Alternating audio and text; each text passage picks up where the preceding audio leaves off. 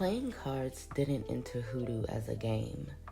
They entered as a tool of survival, reflection, and spiritual discernment, a way for Black Americans to navigate a world shaped by danger, poverty, and social restriction. To truly understand playing cards in hoodoo, we have to understand how they arrived in the Americas and how enslaved and post-emancipation Black communities transformed them into something deeper than entertainment.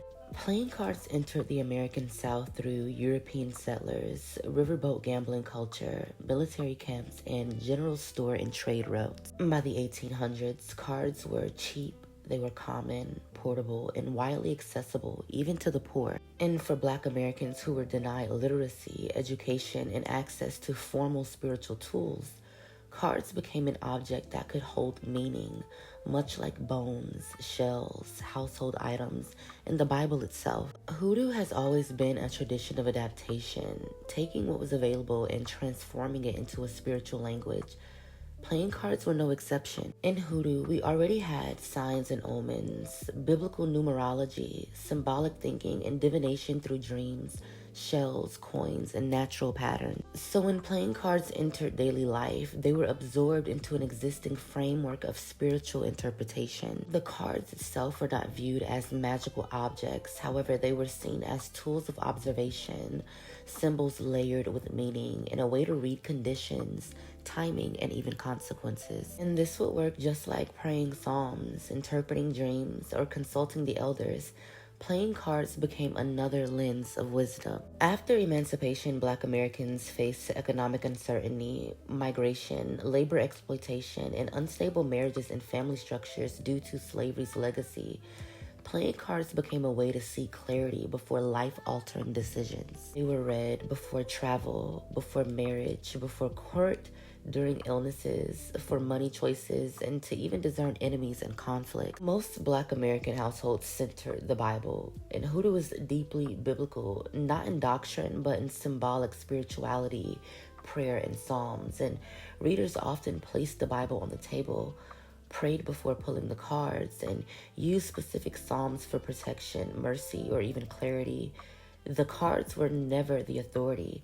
The authority was God, conscious, our ancestors, and spiritual discernment.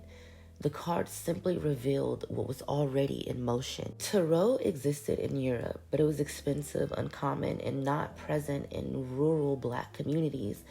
Playing cards were, they were cheap, portable, familiar, socially acceptable, and already a part of everyday life. They blended naturally into juke joints, work camps, porches, kitchens, country roads, and prayer rooms. From there, they evolved into a folk divination practice rooted in lived experiences, not ceremony or ritual theater, just truth-telling and discernment. Readings were practical, private. They were respectful and often performed by elders, midwives, or spiritual helpers. It wasn't flamboyant. It was very quiet, serious, and intimate, and people came to readers for guidance, accountability, warning, reassurance, and spiritual context for real-world struggles. And in many households, the cards were kept beside a Bible, a glass of water, or candles, or even other prayer tools. They weren't idolized, they weren't worshipped, they were just understood and used with discipline. This isn't superstition, it isn't a trend. It's a cultural lineage of discernment, a belief that before you move, before you risk, before you step into uncertainty, you stop, you pray, and you read the signs, and you act with understanding. Now, if you want to learn how to divine using playing cards hoodoo style, go ahead and click the link in the bio.